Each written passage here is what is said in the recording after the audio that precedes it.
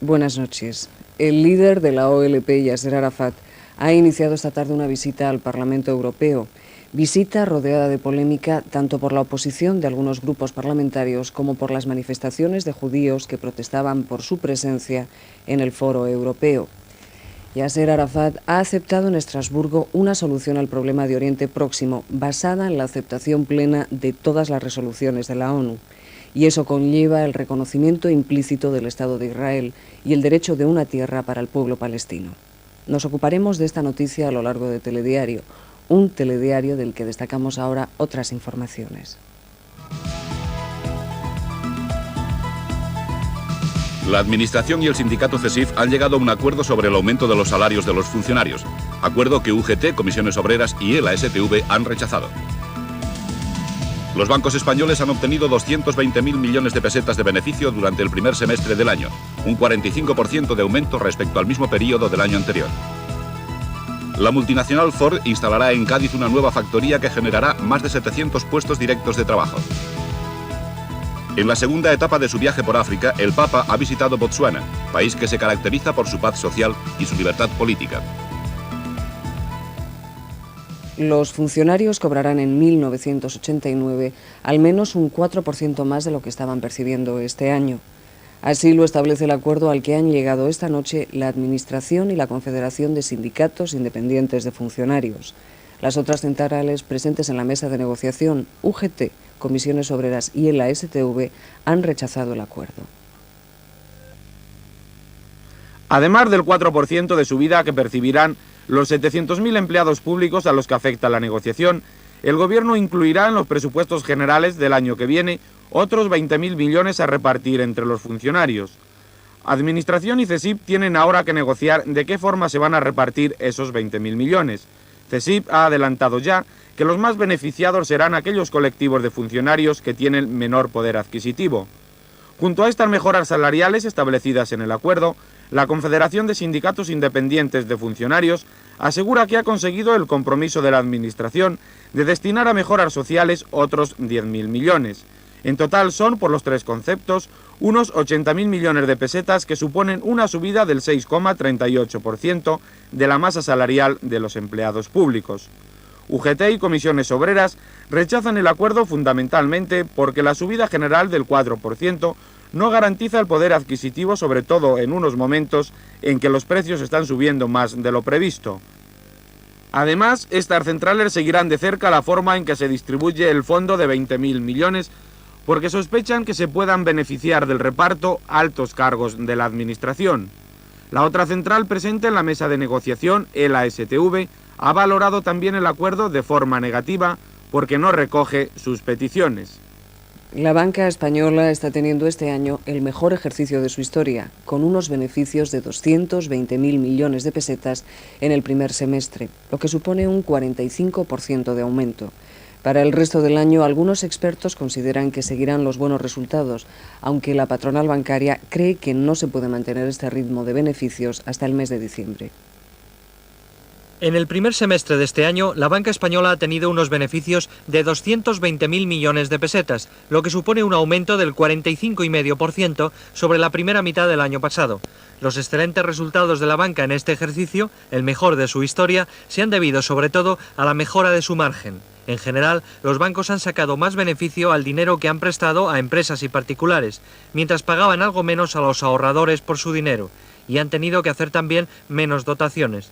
Para el resto del año, algunos expertos consideran que la banca seguirá con su buena racha, cerrando el ejercicio con unos beneficios de 400.000 millones de pesetas, un 30% más que en 1987. Sin embargo, la patronal bancaria AEB ha rebajado hoy estas previsiones, calculando que los beneficios solo aumentarán un 25%, debido a las nuevas exigencias del Banco de España y a que se va a reducir el margen bancario. La multinacional Ford ha decidido realizar una inversión millonaria en España, en Cádiz concretamente, donde instalará una nueva planta industrial que generará más de 700 puestos de trabajo directos. Esta decisión ha ido en detrimento de Gran Bretaña, país que también aspiraba a la inversión de la multinacional. 10.000 millones de pesetas invertirá la multinacional Ford en una fábrica de componentes electrónicos que se ubicará en Cádiz, una zona especialmente afectada por la reconversión naval. Según ha podido confirmar Telediario, la nueva llegada de Ford a España se ha venido fraguando en las últimas semanas en el mayor de los secretos y recibirá la luz verde del Gobierno en la reunión que el próximo jueves celebrará la Comisión Delegada para Asuntos Económicos. En esta reunión también debe decidirse qué subvenciones recibirá la multinacional norteamericana a cambio de la instalación de su nueva factoría. Una factoría que estará concluida en una primera fase en el plazo de un año y que creará unos 700 puestos de trabajo directo, además de los inducidos en otros sectores de la zona gaditana. Ford instaló su primera factoría automovilística en España en 1976, concretamente en la población valenciana de Almusafes. El año judicial quedará mañana inaugurado oficialmente con un acto en el Tribunal Supremo que, como viene siendo tradicional, presidirá el rey don Juan Carlos. Hoy, el Pleno del Consejo del Poder Judicial ha aprobado medidas urgentes para paliar la difícil situación en que se encuentra la justicia penal en España, agravada por una reciente sentencia del Tribunal Constitucional que impide que un mismo juez instruya y sentencie un caso. El Pleno del Consejo del Poder Judicial ha acordado una serie de recomendaciones generales para que, en aquellas ciudades donde hay más de un juez instructor, los magistrados se sustituyan unos a otros en las funciones de instruir y juzgar las causas. En los partidos judiciales con un solo juez instructor, las sustituciones o emparejamientos se acordarán con el juez de la localidad o partido judicial más próximo. También se contempla la posibilidad de que en estos casos los jueces de distrito sentencien asuntos investigados por el juez instructor. Todas estas propuestas del Consejo del Poder Judicial, según ha informado su portavoz José Luis Calvo, se hacen dentro del más estricto respeto a la independencia de cada juez y tribunal, y serán las juntas de jueces y las audiencias quienes concreten su aplicación.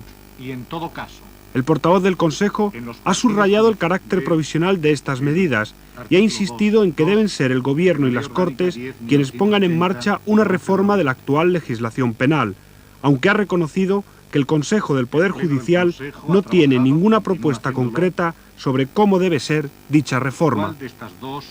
Los máximos dirigentes de los dos partidos que comparten el gobierno en el País Vasco, socialistas y nacionalistas, han celebrado una cumbre en Ajuria Enea para analizar los proyectos del nuevo curso político.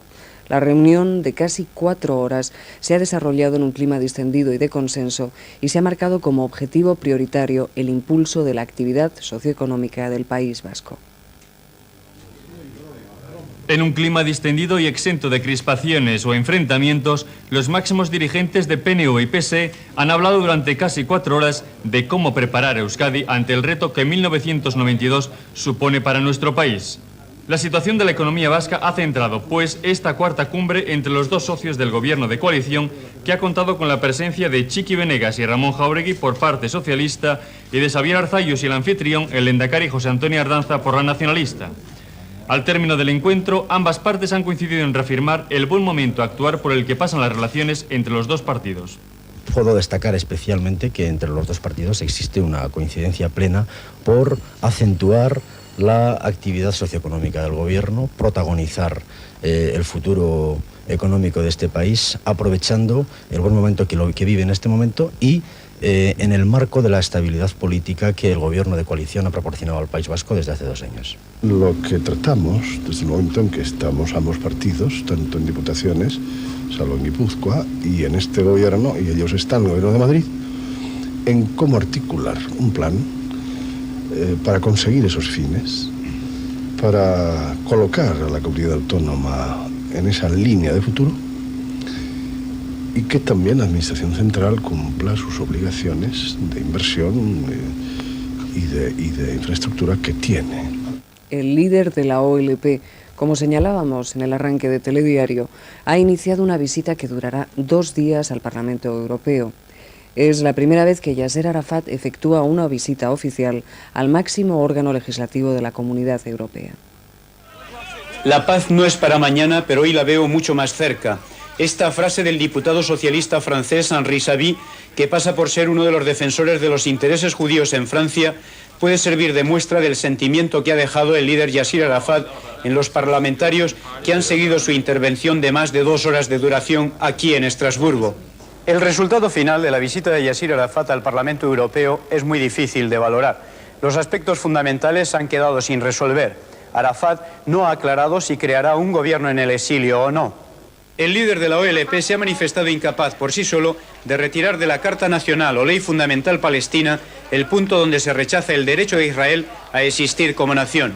Aunque el líder de la OLP ha precisado a un eurodiputado que lo que la Carta combate es el sionismo como representación de un movimiento racista y no la existencia del Estado de Israel. El Papa Juan Pablo II ha visitado hoy en su gira africana un país democrático que se jacta de no haber tenido nunca un preso político, Botsuana. La capital de ese país, Gaborone, se encuentra tan solo a 15 kilómetros de Sudáfrica, cuyo régimen racista ha sido condenado repetidamente. El Papa Juan Pablo II se encuentra en Botsuana, un raro ejemplo en esta zona de la Tierra de país democrático y próspero, aspectos estos que ha tenido en cuenta el pontífice en sus alocuciones. Juan Pablo II ha sido recibido por unos 3.000 fieles de entre una población total de 1.100.000 habitantes y un 4% de católicos. El pontífice ha dicho al llegar al joven estado africano, independiente desde 1966, que felicitaba a sus habitantes por disponer de una libertad de expresión y religiosa que ya forma parte de la vida del país. En la capital de Botsuana, Gaborone, distante tan solo 15 kilómetros de la frontera de la Unión Sudafricana, ha definido al pueblo que lo ha acogido como un pueblo que vive en paz consigo mismo y con sus vecinos, que además acepta un número importante de refugiados de otros países del área, a pesar de las dificultades de provisión de bienes de consumo que padece el país desde el año pasado como consecuencia de la sequía. Botsuana tiene una extensión ligeramente mayor que la de España, pero casi toda ella corresponde al desierto del Kalahari. Parece que por fin el fresco propio de las vísperas del otoño nos va a visitar. Eso es lo que predice para mañana el Instituto Nacional de Meteorología. Para mañana se espera nubosidad con chubascos en el Cantábrico Oriental, Alto Ebro, Pirineos, Cataluña, Baleares y Comunidad Valenciana, que podrán ser en algunas zonas de origen tormentoso. En el norte de Canarias habrá nubes y nubosidad variable en el resto. A excepción de Canarias, las temperaturas descenderán algo. En el sorteo del abono loto celebrado esta noche ha aparecido un solo acertante de la máxima categoría que percibirá casi 24 millones de pesetas de premio. Los 4 acertantes de 5 más el complementario percibirán algo más de 2 millones de pesetas. Los de 5 aciertos cobrarán 30.000 pesetas, los de 4 2.000 y los de 3 268 pesetas. Y en el sorteo de la Organización Nacional de Ciegos, celebrado esta noche, ha resultado premiado con 2,5 millones de pesetas por cupón el número 21.665. 21665. Al menos 30 personas han muerto hasta el momento en Jamaica a causa del huracán Gilbert, que ahora avanza hacia las Islas Caimán con vientos superiores a los 200 kilómetros por hora. Desde el Centro Meteorológico de Miami también se ha advertido a la zona occidental de Cuba y a la península mexicana de Yucatán de los peligros de este nuevo huracán. El huracán Gilbert, después de su paso por Puerto Rico y la República Dominicana, ha ocasionado graves daños en Jamaica. Miles de personas han sido evacuadas de Kingston, la capital jamaicana, y se han habilitado refugios de urgencia para los habitantes de la ciudad. Olas de más de 6 metros de altura han azotado el área turística jamaicana de Ocho Ríos y los vientos han inutilizado los servicios eléctrico y telefónico y han producido grandes destrozos en el aeropuerto y en el hospital de Kingston. El Gilbert avanza ahora con vientos de velocidad superior a los 200 kilómetros por hora hacia las Islas Caimán, donde ya han sido evacuados los hoteles y edificios de la zona costera. Este martes y 13 ya finalizado ha tenido otras noticias. Se las ofrecemos en nuestro habitual resumen. El presidente de la Asamblea Parlamentaria de la Unión Europea Occidental se ha entrevistado con el presidente del Gobierno, Felipe González, a quien ha transmitido el deseo unánime de la Asamblea de la UEO de que la adhesión de España a la Organización Defensiva Europea se produzca del modo más rápido.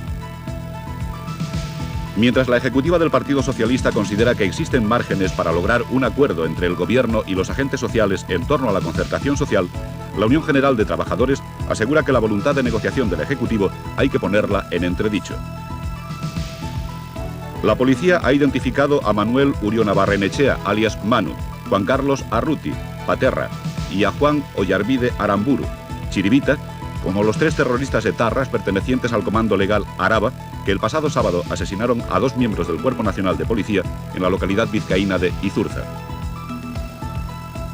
La Administración española ha propuesto a la Conferencia Europea de Aviación Civil, que se reunirá el próximo 5 de octubre en París, la creación de un supercentro de control del tráfico aéreo europeo para reducir la congestión y como alternativa 2 grandes centros, uno para el norte-sur y otro para el este-oeste.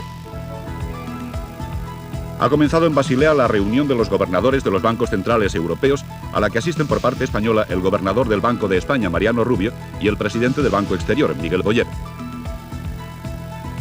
El Consejo Nacional de la Televisión de Chile, compuesto por funcionarios designados por el gobierno, ha prohibido la emisión de un spot de la oposición a Pinochet en el que se hablaba de la tortura, lo que ha provocado manifestaciones y caceroladas en Santiago.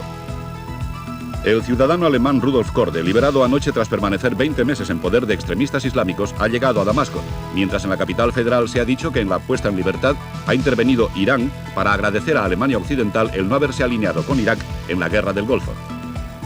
El representante del secretario general de la ONU en las negociaciones exploratorias entre Irán e Irak, el sueco Jan Eliasson, ha anunciado que próximamente se reanudarán estas conversaciones en Nueva York, a pesar de la actual interrupción de los contactos que el representante de la ONU ha descrito como período de seria reflexión. 2 espectaculares accidentes aéreos, sin víctimas mortales, se han producido en Estados Unidos. Un cazabombardero F-14 de la Armada se ha estrellado en posición invertida sobre el hangar del aeropuerto civil de Gillespie, cerca de San Diego, en California. Y un DC-10 sufrió la rotura del tren delantero cuando intentaba aterrizar en el aeropuerto de Denver. También en Estados Unidos, la Agencia de Protección del Medio Ambiente ha dado la alerta en 7 estados al detectar la presencia de una alta concentración de gas radiactivo radon, causante, según las investigaciones, de 20.000 de las 130.000 muertes que cada año se producen en este país por cáncer de pulmón. Unos 50 de los trabajadores gallegos, despedidos de la multinacional holandesa Eerema el pasado mes de agosto, han ocupado el barco de esa nacionalidad, Teodora, atracado en el muelle de Villagarcía de Arosa, como protesta ante la indemnización que la empresa pretende asignarles por su despido. El milenario de Cataluña ha sido el argumento de reflexión del acto de presentación del número de la revista Cuenta y Razón, dedicado a esta efeméride histórica. El acto, presidido por el presidente de la Generalitat de Cataluña, Jordi Pujol, ha sido el primer acto público en Madrid en el que participa Jorge Semprún como ministro de Cultura. Cataluña, a lo largo de sus 1000 años de historia, se ha creado en una común empresa histórica y de futuro con el resto de España. Esta idea, expresada por uno de los oradores, Martín de Riquer, ha sido el preámbulo del breve repaso histórico que Jordi Pujol ha hecho de Cataluña. Este año el pueblo catalán aprovecha la efeméride de su milenario para recordar su personalidad, su afirmación cultural y para realizar una invitación a la reflexión. Sea una invitación a la reflexión sobre nuestro pueblo, sobre Cataluña, sobre su entidad, su realidad, su identidad, sobre cómo hace su aportación y debe hacerla en el futuro al conjunto español. O sea, Cataluña andins, que decimos adentro, nuestra identidad, y luego Cataluña afuera, hacia el resto de España, y luego también en su proyección en el tiempo y en el espacio hacia el mundo. El acto se ha desarrollado en un tono distendido, dentro del que Pujol se ha calificado de historiador frustrado tras su recorrido por los 1000 años de Cataluña. El ministro de Cultura, Jorge Semprún, ha preferido en su primer acto público en Madrid como ministro hablar desde su faceta de novelista para valorar personalmente el significado de Cataluña para España. La libertad de Cataluña siempre ha sido provechosa para la libertad de España. Que la libertad de Cataluña no solo no es contradictoria, sino que al contrario, estimula, fortalece y refuerza la libertad de España. Y vamos a finalizar con música. El Teatro Lírico Nacional de la Zarzuela abre mañana sus puertas a la ya tradicional temporada de otoño y arranca con un título castizo y popular, La Chulapona, del maestro Moreno Torroba. Un personaje imprescindible en el repertorio zarzuelero como la Casta, la Susana o la Maripepa. Hoy la compañía ha realizado un ensayo general al que pertenecen estas imágenes. Es la siempre gratificante vuelta al Madrid de finales del siglo pasado, al universo de las modistillas y planchadoras y, cómo no, a los mantones.